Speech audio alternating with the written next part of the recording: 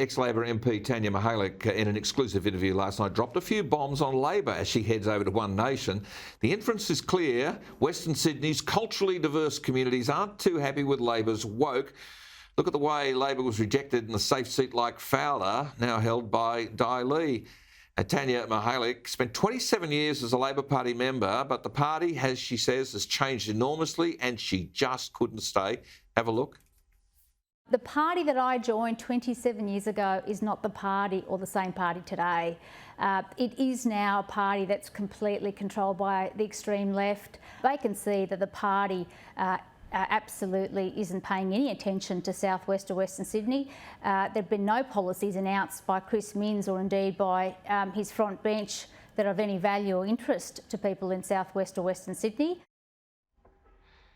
Well, joining me now, Queensland Liberal Senator Paul Scarr. Paul Scarr, great to see you always. I know you're busy in the multicultural communities. Now, Tanya Mihalik, she was a Labor frontbencher until a couple of months ago. Absolutely. She was a shadow cabinet minister. Yeah, so, how do you react to her observations? Well, I can see the same things happening on the ground here in Queensland, Gary. Yeah. And the modern-day Labor Party is increasingly becoming disconnected from what would have in the past been considered traditional Labor areas. Yeah. And we're seeing that in Queensland and also within a lot of the multicultural communities who are coming to realise that the values of the modern day Labor Party don't align with their values. Yeah. And of course, so many of them are faith-based. A lot of these people have come from Central America, the Philippines, the Islamic communities. They're all heavily geared around their churches. Absolutely. Our wonderful Pacific Islander communities, a very, very strong, devout Christian community in Queensland. And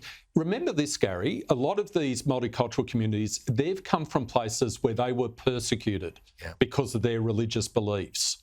And I'm conducting 3 Australian citizenship ceremonies on Australia Day, as you used to do. Yeah. And many of those people becoming Australian citizens would have come to this country because they were fleeing religious persecution.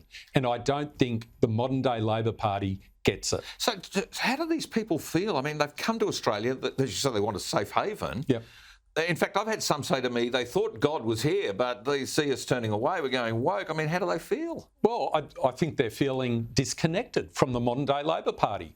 And a lot of the time, the modern-day Labor Party treats them tokenistically. Like they'll come and visit events, say some nice things. But in terms of throw a few grants at them. But in terms of connecting with the communities, connecting on a values basis, they're just not doing it. And we're seeing now the manifestations of that. So respect for the elderly, wanting to nurture the young. Family is so important. Family is so important. Education is so important. And as you say, in many of these communities, Muslim communities, Hindu communities, Buddhist communities, Christian communities, from places like the Pacific Islands, places in Africa as well, the family unit and their faith is so important. Yeah. And there's a disconnect with the modern-day Labor Party. And it's up to my side of politics, for the Liberal Party, the National Party, to connect, go out to these communities, because once they meet us and they talk to us, get to know us, then they realise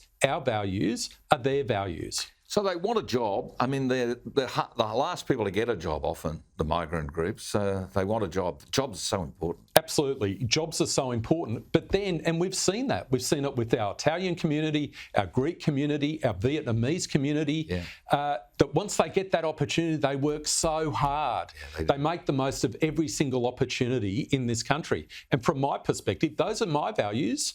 And those are their values. So let's talk about the regions, because you're a senator for the whole state. So investing in the regions, do you think that the culturally diverse communities would go out there and do stuff that maybe the other Australians wouldn't do? Well, look, I think a lot of them actually are already. And in towns like Dalby, there is a very diverse multicultural community that's working hard. Yeah. And I've met some immigrants who've come to this country literally with nothing. They've done the hard yards in some rural communities because they saw the opportunities. So we have to do better, I think, connecting our multicultural communities with those regional opportunities. Yeah, there definitely needs to be some better settlement services out in the regions as well. The jobs are there. Put the water, the power, the roads, the rail, all the infrastructure, and watch the people come, I say. Absolutely. I agree. Couldn't agree more. Yeah, good on you, Paul Scarr, for the work you're doing. I've seen you do it. He does a great job. There's no doubt about it.